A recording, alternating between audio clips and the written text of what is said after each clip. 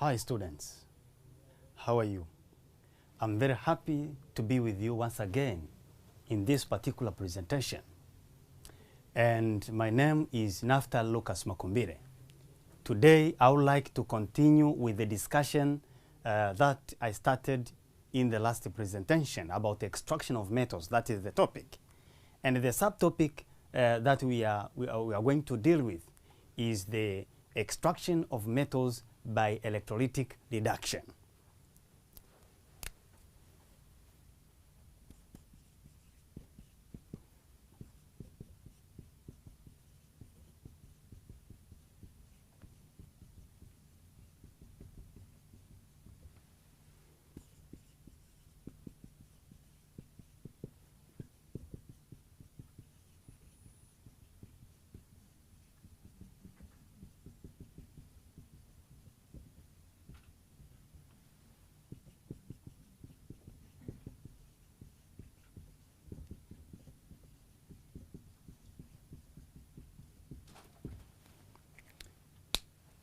So, at this particular time, I would like to present to you a very nice presentation concerning about the extraction of one of the metals, and this metal is aluminium.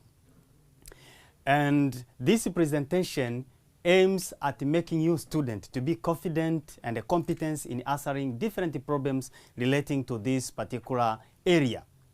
Now, by the end of this lesson, I'm sure that you're going to use the chemistry knowledge, skills, and principles in solving day-to-day life problems, as well as using the chemicals around you properly. But also, it helps you to apply technological skills in conserving and sustainable use of the environment. So I warmly welcome you to this presentation from now up to the end. Now, as I told you that the subtopic is extraction of metals by electrolytic reduction. And today specifically, we are going to focus on the extraction of aluminium metal.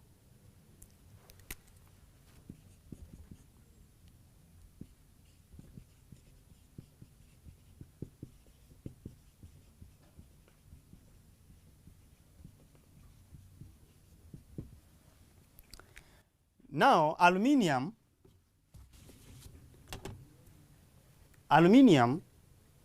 is extracted in large scale profitably from the ore, which is bauxite.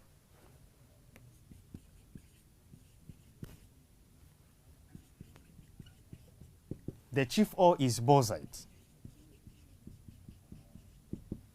Bauxite is hydrated aluminum oxide, which can be written this way.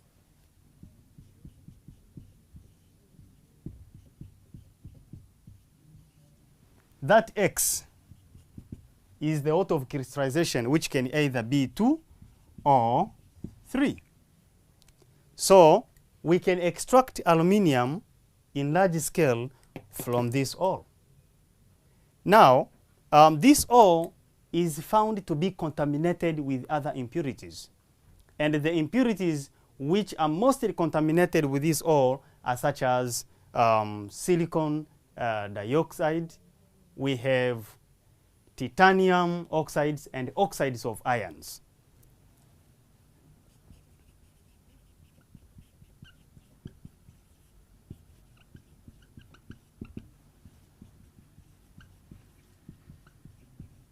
Oxides of iron,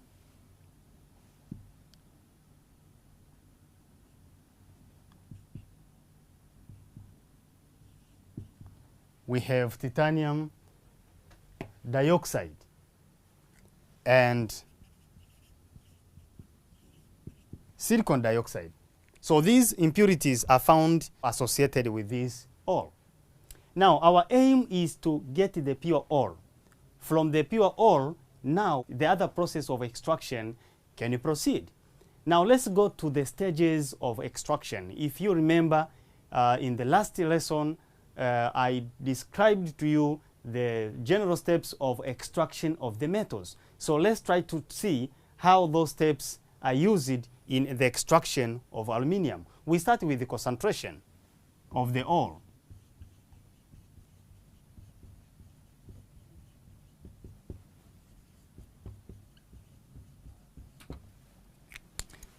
Now, the aim of concentrating the ore, that is bauxite ore, is to remove the earth impurities which are found associated with that with the ore. Now, to remove the earth impurities, my dear student, it is very simple. Here we use the chemical means.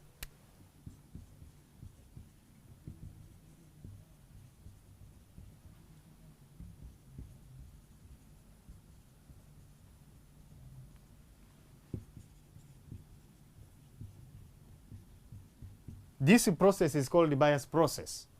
And specifically here, we use concentrated sodium hydroxide. Now, the concentrated sodium hydroxide is used at the temperature of about 140 degrees of Celsius up to 240 degrees of Celsius. And the pressure should be 35 atmosphere. And that high pressure is important so as to keep the water which is found in the solution of sodium hydroxide to be liquid at the temperature which is above 100 degrees of Celsius. So what happens here is that the ore is taken and crushed. After being crushed, it mixed with sodium hydroxide. After that one, the ore, which is this one, will react with sodium hydroxide. As well as among the impurities that will react with sodium hydroxide will be silicon dioxide. So let us see what is happening to this process.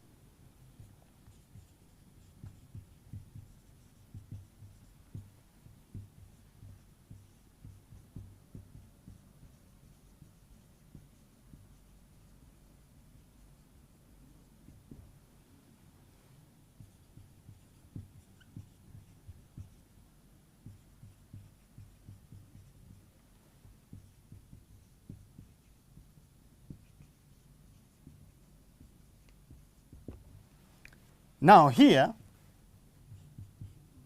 the ore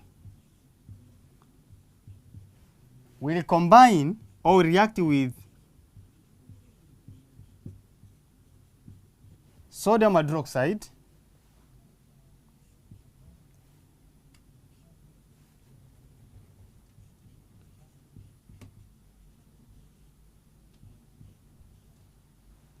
to give the compound which is sodium tetrahydroxoaluminate 3.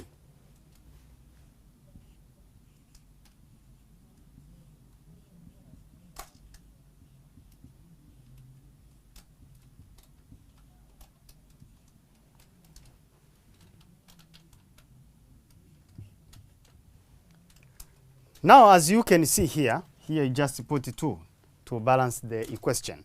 So this compound which is formed is soluble. The compound which is formed is soluble. From there, my dear students, another reaction that will take place is this one, silicon dioxide.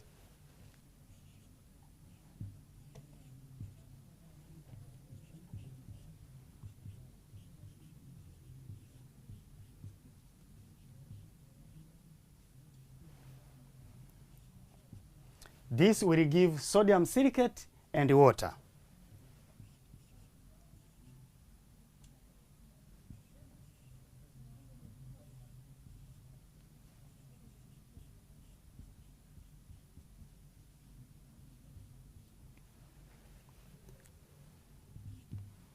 So you can see it is very simple.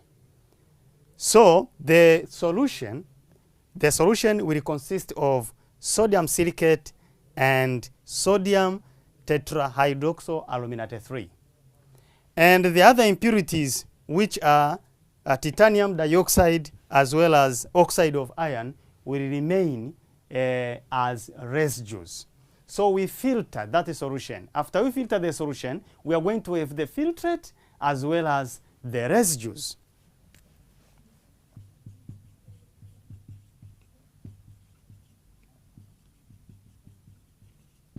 When you filter the mixture, you're going to the filtrate. The filtrate is the liquid that passes through the filter. And this will contain this compound, which is sodium tetradoxoaluminate 3, as well as sodium silicate.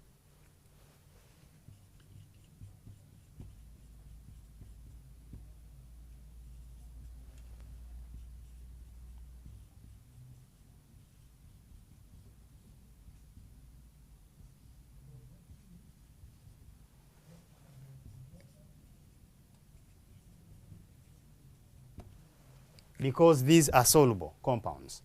Now, from there, we are going to have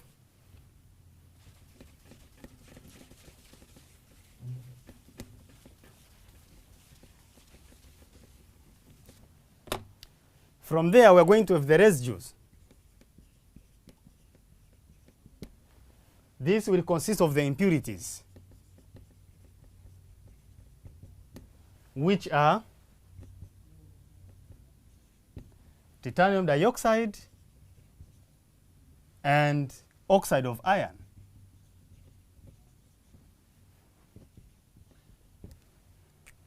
So that is the step that we have. Now, after here, because we have the solution which consists of these two compounds which are soluble, our aim is to remain with this compound, sodium tetradoxoaluminate 3. What are we going to do in order to obtain that compound from this one?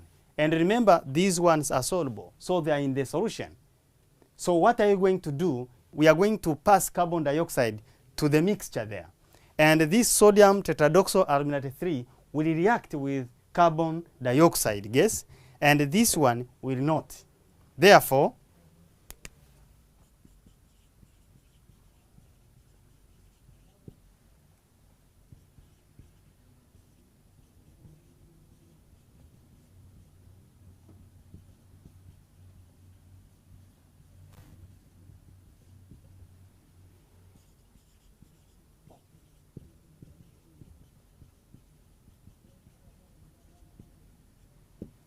we add the carbon dioxide to the mixture, and the following will be the chemical reaction.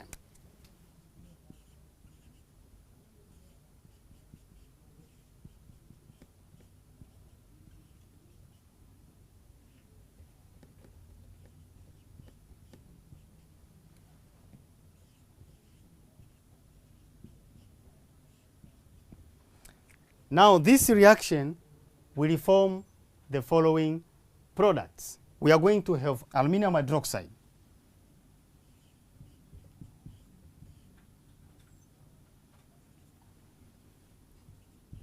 This is solid. We are going to have sodium carbonate.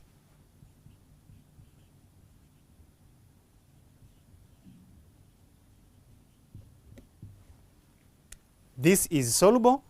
And also, we are going to have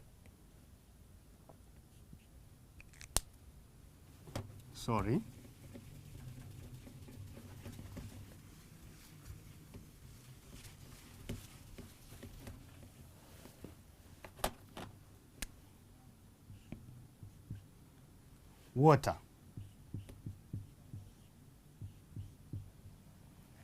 So this is the product that will be formed from this reaction. So it is very, very important for you to see. This is solid, and this is aqueous. That means it is soluble. Now, from here, what will happen next is that because sodium silicate will not react, that means in the solution, we are going to remain with the two things. We are going to remain with the sodium silicate because it will not going to react with carbon dioxide, and also we are going to remain with sodium carbonate because this one is also soluble. And this precipitate aluminum hydroxide is our target. That is what we want. So from there, we are going to filter the solution, and we are going to take these precipitates. So this aluminum hydroxide will undergo thermal decomposition to produce aluminum oxide. That is what we want in order to go to the next steps of electrolysis.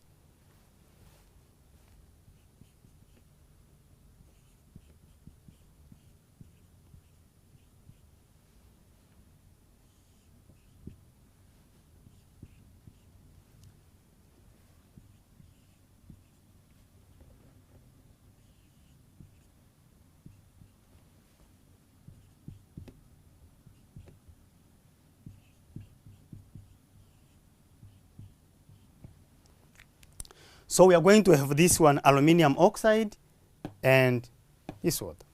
So from here, when this one, aluminum oxide, is obtained, now it can be taken to the process of electrolysis. Now, students, this aluminum oxide cannot be taken directly to electrolysis on its own. There are two reasons there. This compound is having high melting point, such as 2045 degrees of Celsius. That is a very large amount of energy in order to extract aluminum from this compound.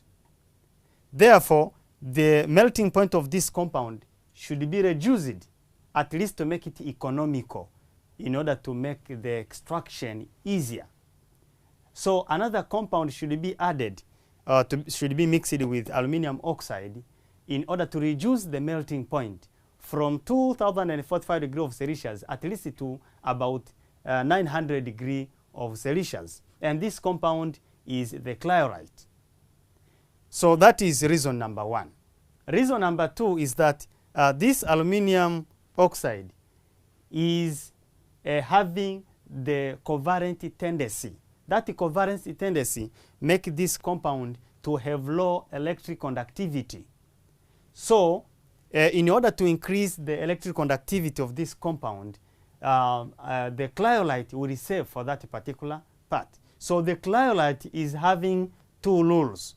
Rule number one, to reduce the melting point of aluminum oxide from 2045 degrees of Celsius to about 900 degrees of Celsius. That is rule number one. Rule number two of the chlorite is to increase the electrical conductivity of the solution. So those are the things that you have to understand using this compound, which is aluminum oxide. Therefore,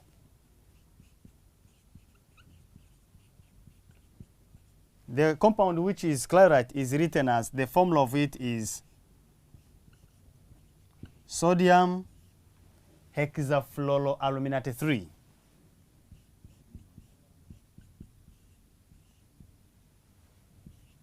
That's the compound.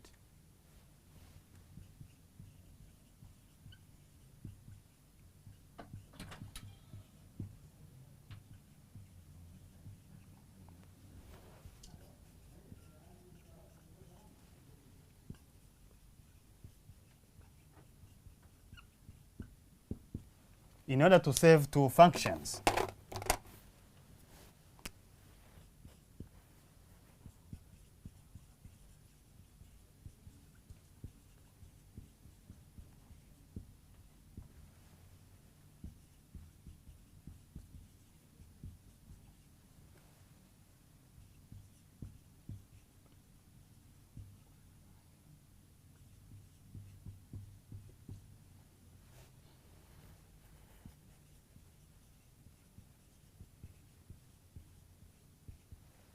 that is rule number one.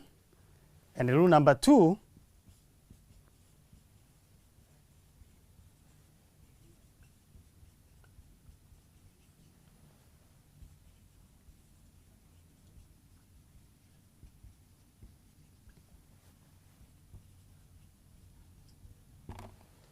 I can ask you the question, why aluminum oxide has the covalent tendency?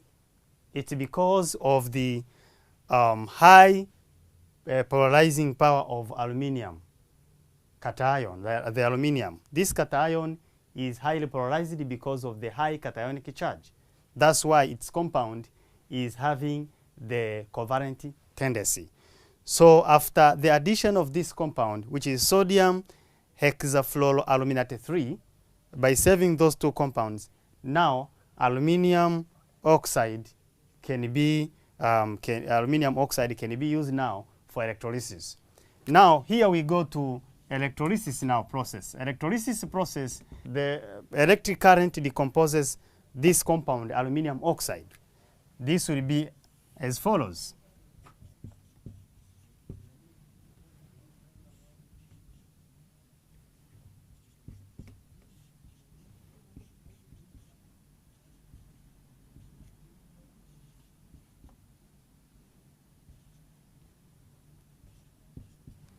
So this compound will be decomposed by electric current to produce these ions.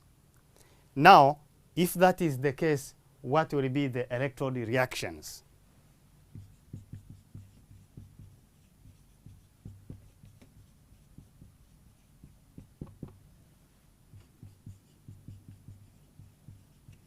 We start at anode. At anode, this oxide ion will migrate to anode. And when it migrates here, it will surrender these electrons and become discharged. And when it becomes discharged, it forms oxygen gas. Therefore, it will be like this way.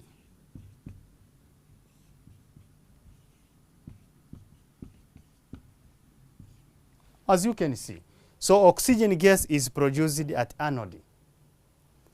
And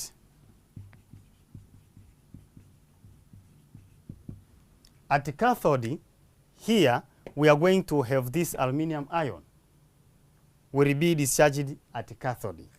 The equation will be as follows.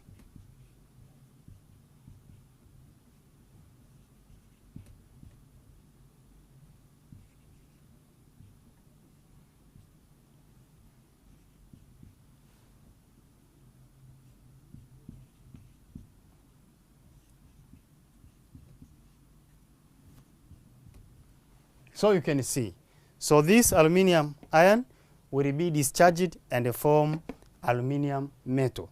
Therefore, aluminum metal will be deposited at the cathode. So as time goes on, the cathode will be larger in size because of the deposition of aluminum metal on it. But remember, the electrode that are used, the nature of the electrodes that are used are carbon electrodes. Specifically, the graphite.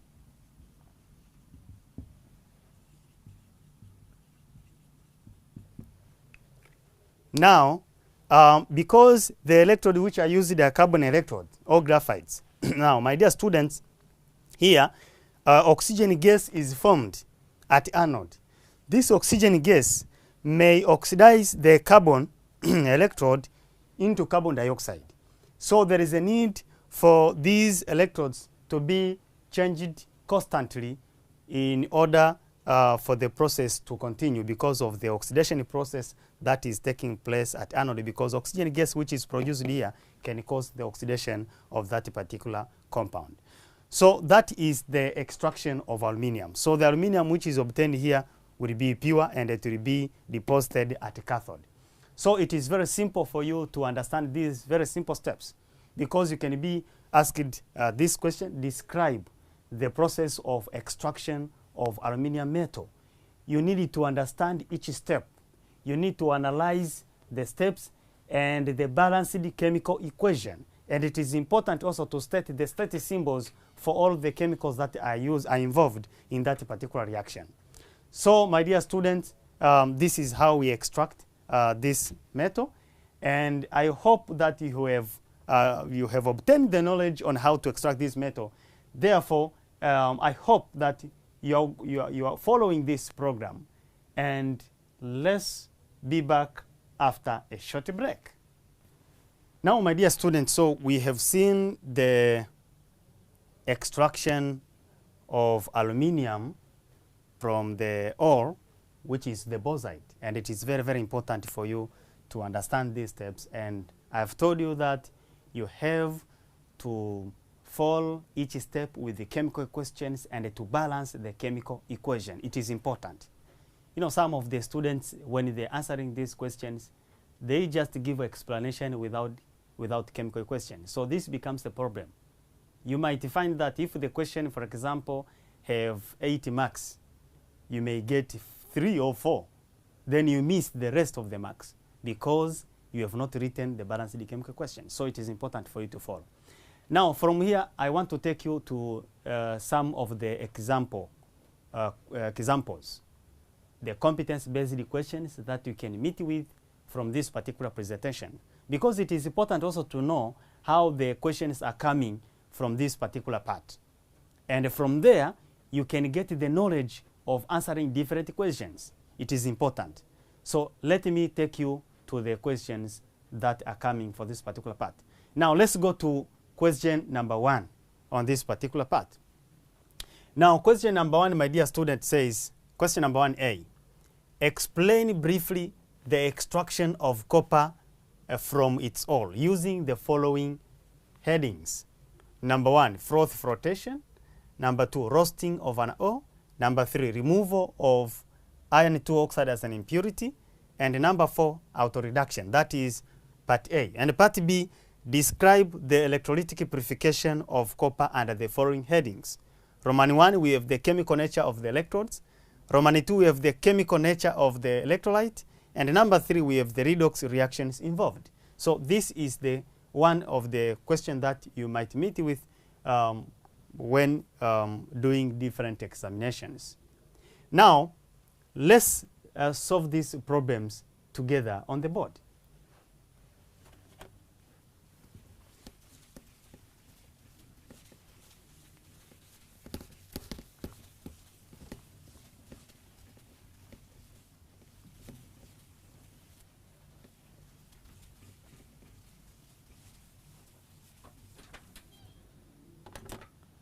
Now, let's solve that problem, my dear student. It is very simple to solve this problem. Number 1, the heading says froth flotation.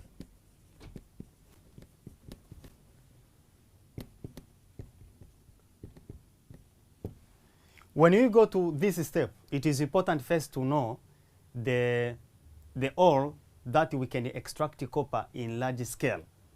It is important. The ore for copper is copper pyrites.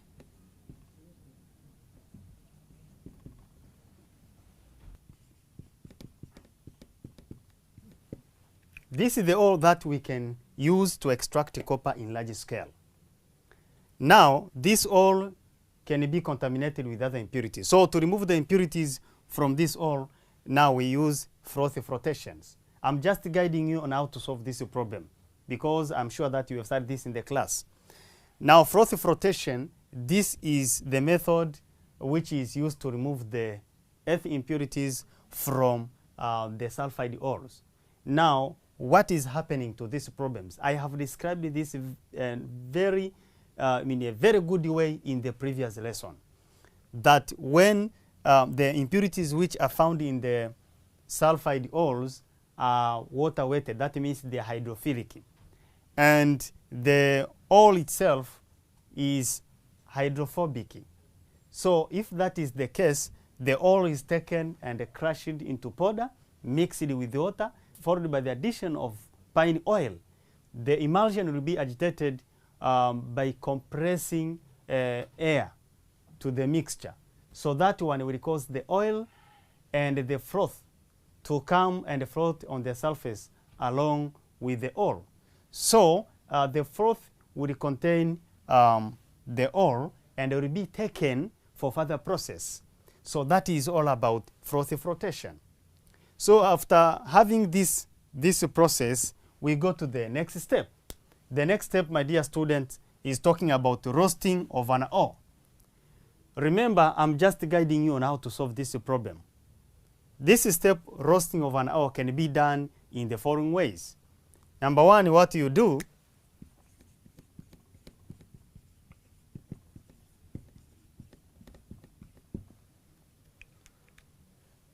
here is just the heating of the ore in a limited supply of air.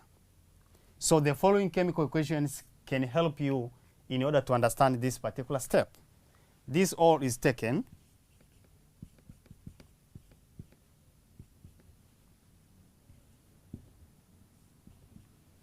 when it is heated,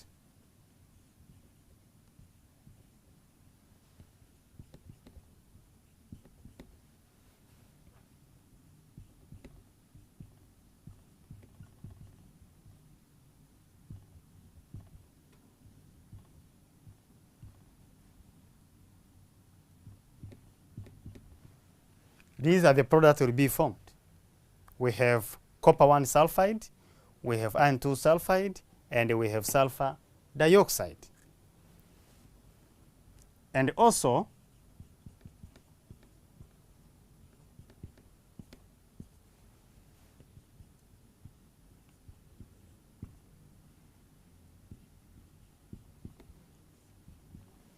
here we are going to get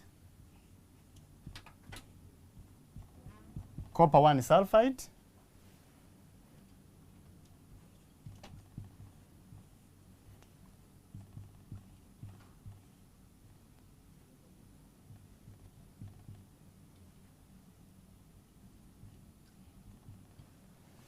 these are the products that you're going to obtain.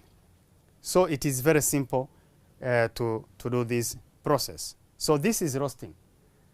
Now here, after we have this roasted product, the further process of heating this roasted product in a limited supply of air will continue.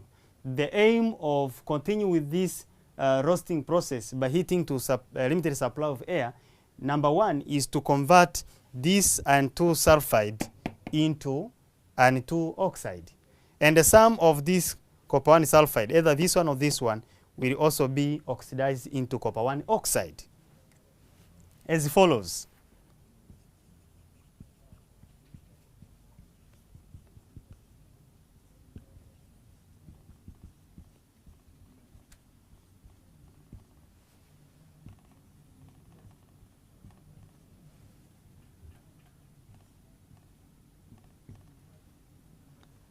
Now the chemical equation are as follows.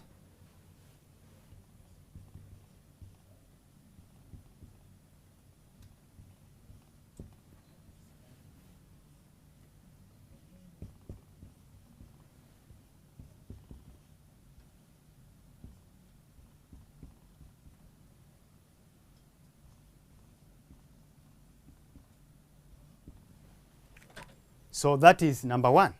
So here we have iron 2 oxide. Also, this copper 1 sulfide will be oxidized or converted into copper 1 oxide.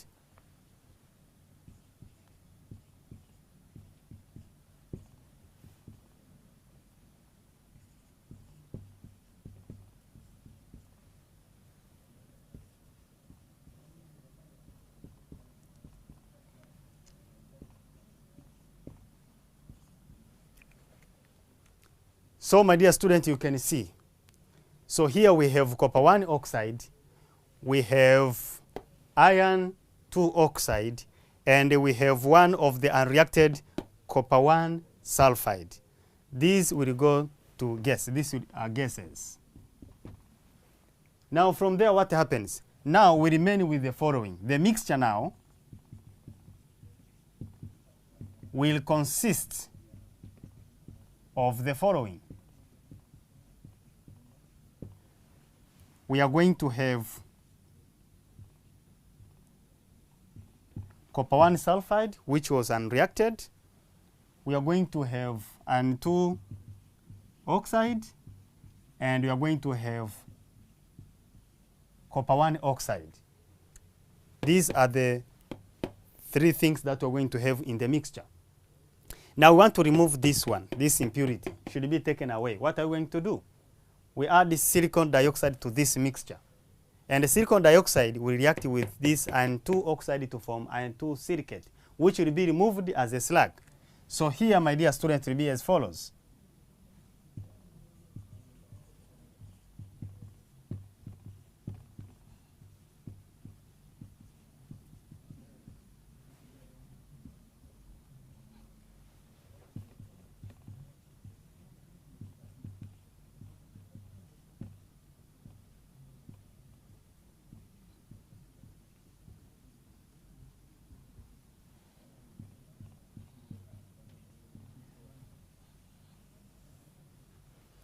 The reaction that will take place will be as follows.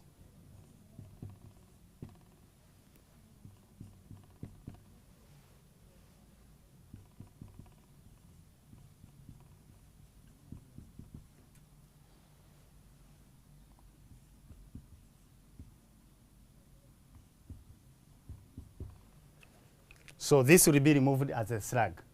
So from there, the iron 2 oxide and copper 1, and copper 1 sulfide and the copper 1 oxide will not react. So at the end, you're going to remain with these two. Now, what is the next step? So here we have finished with the roasting, the frothy flotation. We have finished with roasting of the ore and the removal of as iron 2 as an impurity. This is the step here. So the last step is auto-reduction or self-reduction.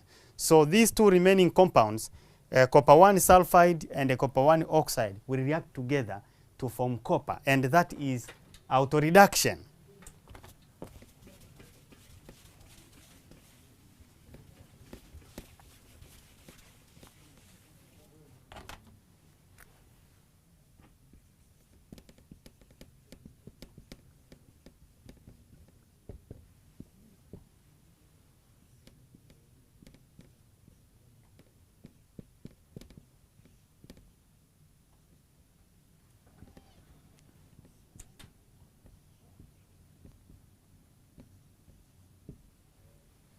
That is the one.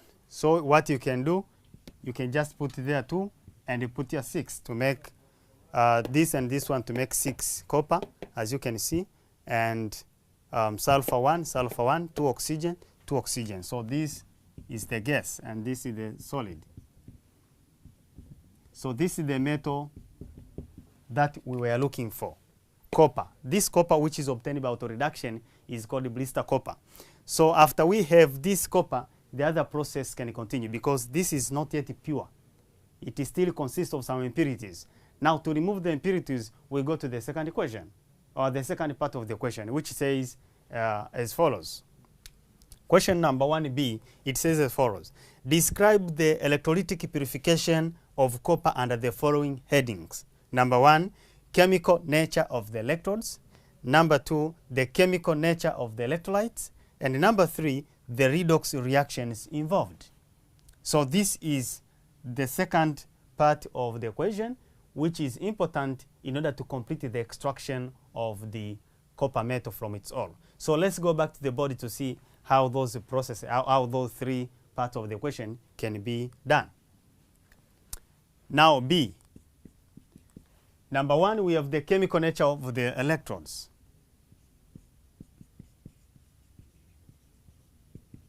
The electrodes that are used in this particular process of purification, first of all, the purification of copper metal is done by electrolysis.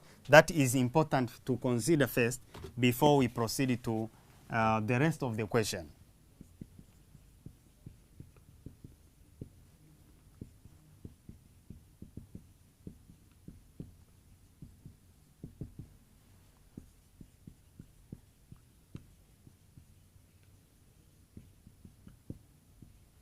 Electrolysis.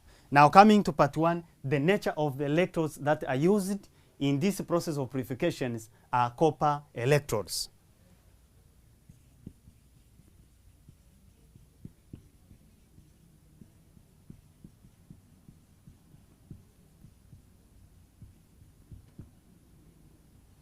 Copper electrodes.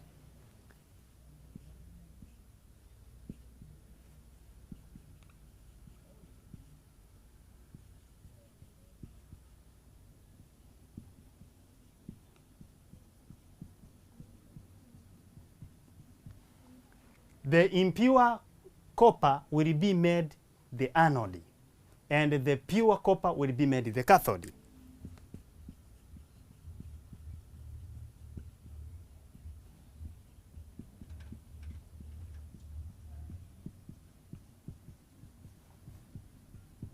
Will be made the cathode. So from here, this is to explain the electrodes, the nature of the electrodes. But you can ask yourself a question, why copper electrodes are used and not carbon electrodes? If you use carbon electrodes, there you are going to other product. You're going to get hydrogen gas and oxygen gas at the electrodes. So you're not going to get the copper as you want.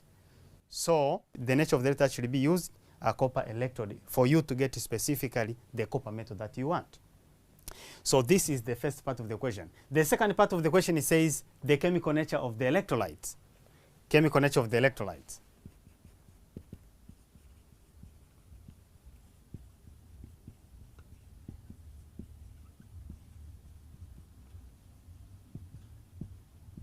Now, the chemical nature of the electrolyte, the electrolyte that is used here is the copper 2 sulfate, which is acidified with sulfuric acid.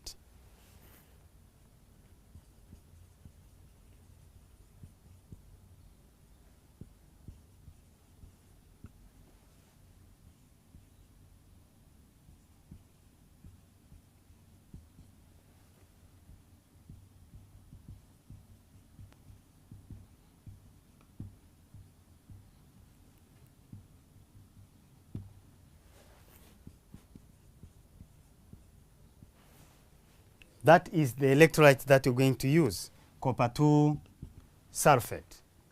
Now, from this particular part, we go to the last part of the question, the redox reaction involved.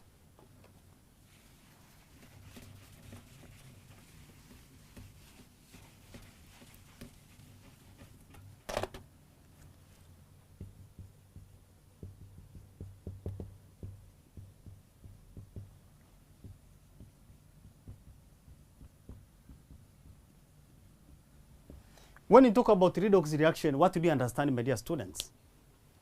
Redox reactions, here we are referring to reduction and oxidation.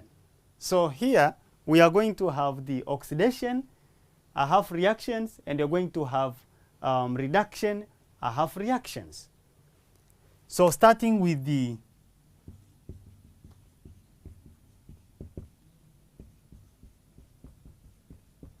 oxidation, half reaction, this is taking place at the anode.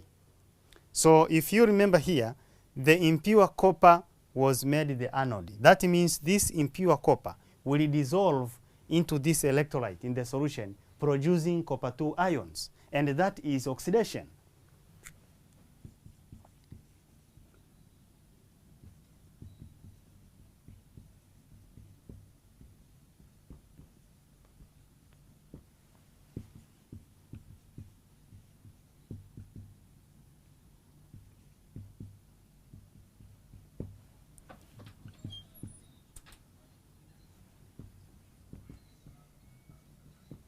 Therefore, at anode, we are going to have the following.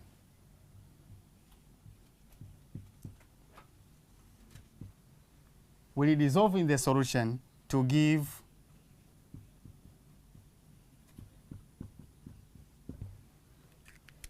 this ion. So this will make the solution blue because the nature of this copper 2 ion is always blue. So you can be asked why the solution is blue. Is due to the formation of this copper 2 ion.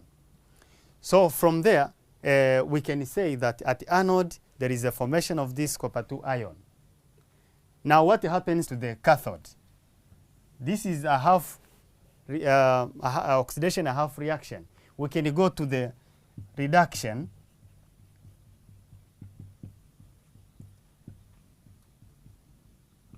A half reaction.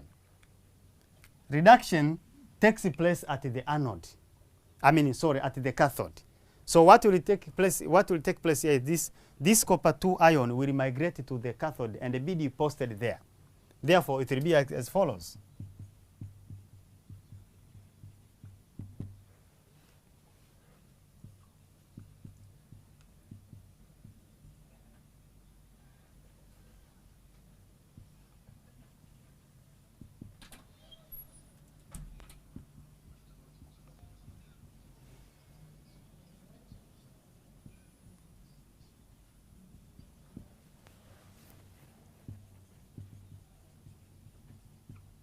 Therefore, at the cathode, you're going to have the following reaction.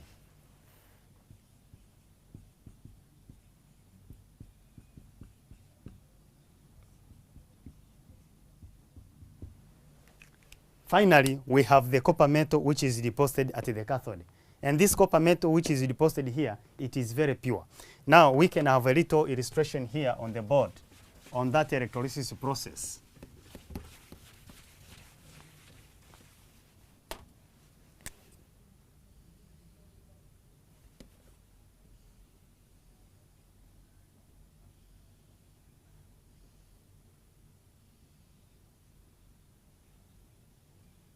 These are electrodes.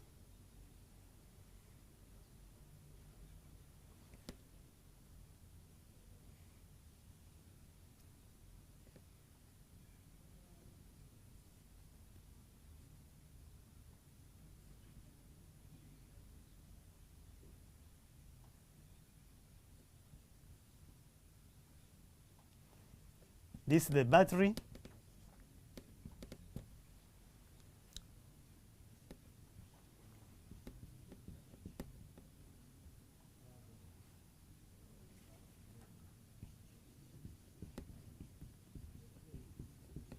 This is the copper cathode, and this is the copper anode.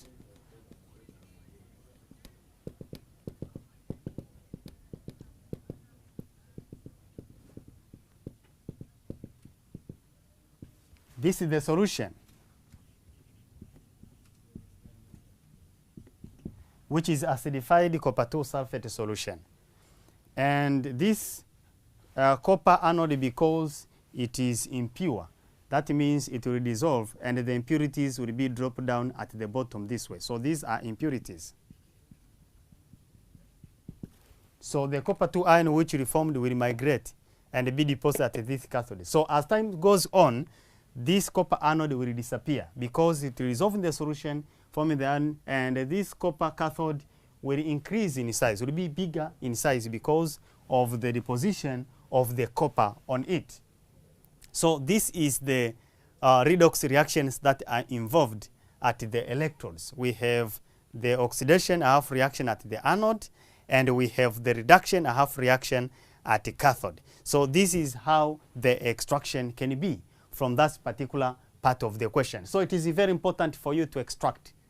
So it is very simple to balance the chemical reaction. So it is your work also to balance the chemical equations that are involved in the particular reactions involving extraction of copper.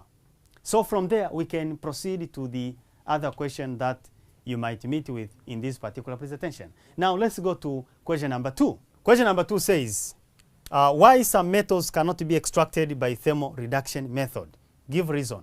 Now, my dear student, this question is very simple. And if you remember the previous lesson, we discussed together the methods of reduction. It is very simple. Some metals cannot be extracted by thermal reduction. If you remember it very well, it won't be a problem. So you can follow the last lesson. We discussed together about these reductions method, which are very simple. That thermal reduction is for metals which are found below, or they are found at the bottom of the reactivity series. That means they are less reactive. So metals which are only found at the bottom of the reactivity series are the ones which are extracted by thermal reduction, by just heating. But those which are found at the top, for example, sodium, potassium, aluminium, they are strong reductant, so they can't be extracted by this method of reduction. They need strong method of reduction, that is electrolysis. So if you remember that one, there is no problem. Now for the case of part B, explain the following facts. Roman 1, although nitric acid is a strong oxidizing agent, it is transported by using aluminum containers. This is also another very simple question that you can meet with. If you meet with this question, what are you going to do? What are you going to answer? Now, nitric acid renders aluminum passive. How? Because there will be a formation of a thin layer of oxide. That is, this is aluminum oxide. This will prevent further reaction to take place. So in this way, the general reaction won't take place. So that's why the concentrated acid, it can be transported using the aluminum containers, because the thin, strong protective layer which will be formed on the surface of the aluminum container will prevent further reaction to take place. That is the reason that you can use to answer that particular problem. So it is very simple. Now for the second part, common reducing agents have no action on aluminum ore. Why? We have also discussed this one in the previous lesson, that aluminum is one of the reactive metals. So it is extracted by using the strongest method of reduction, which is electrolysis. But the common reducing agent can't do that. When we talk about common reducing agent, we are talking like carbon or carbon monoxide. These ones are not strong enough to react with this one, to reduce aluminium ore. In fact, even aluminium itself can react with those reducing agents. For example, it can react with the carbon to form the carbide, that is aluminium carbide. So the strongest method of reduction is used on this particular part. So that one is also very important, and it is very simple if you remember the previous lesson. So we can see the question number 3 to see also another form of the question that you may meet with from this particular presentation. Question number 3. Question number 3 says, in the electrolytic extraction of aluminium from fused mixture of aluminium oxide and chloride, about 80 kilograms of the chloride are lost when a ton of aluminium is produced. Now, A, what happens to this chloride? B, why is aluminium being reduced instead of sodium in this electrolyte? This question is also very simple, my dear student, to answer, because I have explained the function of the chloride. It is very simple. Here, when we talk about the function of chloride, why are they lost? What happened to the chloride? Chloride, I have told you that they are used to serve 2 functions.